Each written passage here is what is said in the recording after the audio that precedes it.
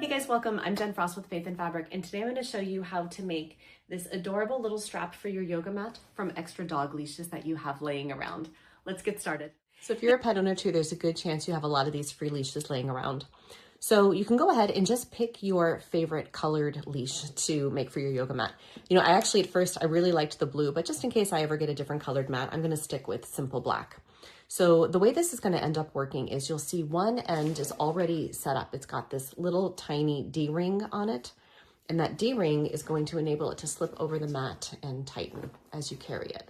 So you'll see one side's already done for you. That's awesome. What we're going to need to do on this side is we're going to come through and we're going to take off the D-ring from here. So you can just cut here, take your D-ring off, and then you're going to use your, if you've got little tiny scissors, like shears, you can go ahead and use this. You can use a seam ripper. You're basically just going to open this seam up. All right, once you have your D-ring taken off your old leash, you can set that aside. Let me know in the comments what we can do with those old leashes. I would love to find a use.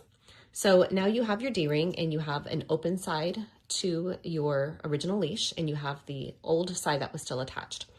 So what you want to do first is you want to feed this through, because you're going to need to be able to make the loop for the first side, okay? So you'll see now this is the first side.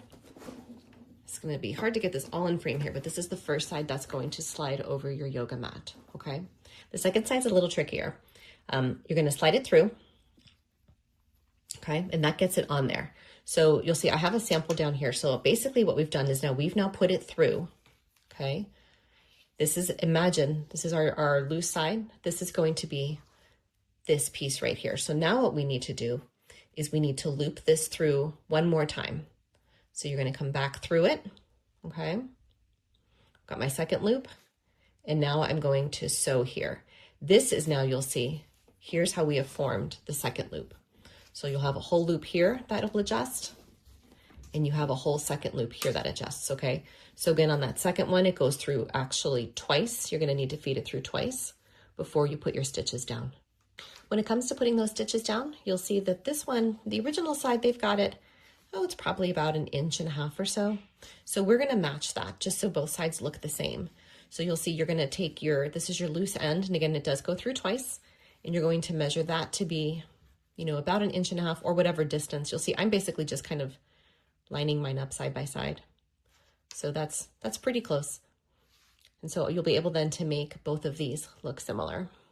All right, now the easy part. I have my machine set to backstitch, so I'm just gonna come along the bottom like this.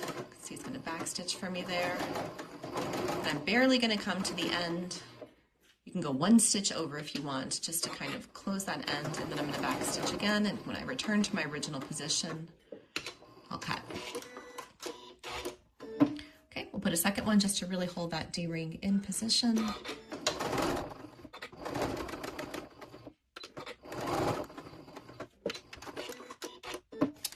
And trim off all those extra loose threads.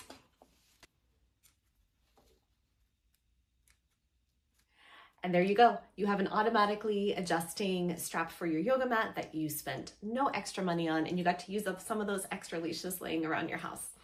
Thank you so much for joining me for this tutorial, and we'll see you at yoga. Take care.